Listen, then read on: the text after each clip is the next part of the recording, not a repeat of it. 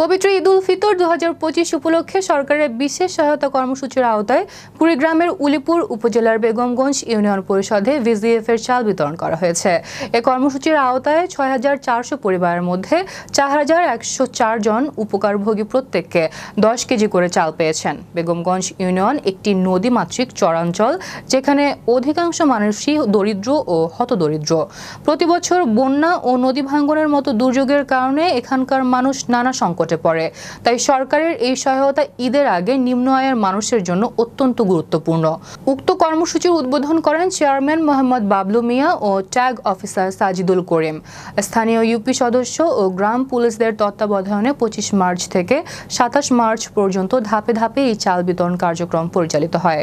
তারপর 4,100 লোককে আমি 10 কেজি হারে চাউল বিতরণ করতে পারতেছি, কিন্তু উপস্থিতি 6,500 লোক। বাংলাদেশ সরকার প্রতি বছরের মতো এবার একটা চলমান প্রোগ্রাম, আশা করতেছি আমাদের হয়তো সুষ্ঠুভাবেই বিতরণ আজকে শেষ করতে না পারলেও আমরা আগামীকালের মধ্যে আমাদের শেষ হবে বলে আমরা আশা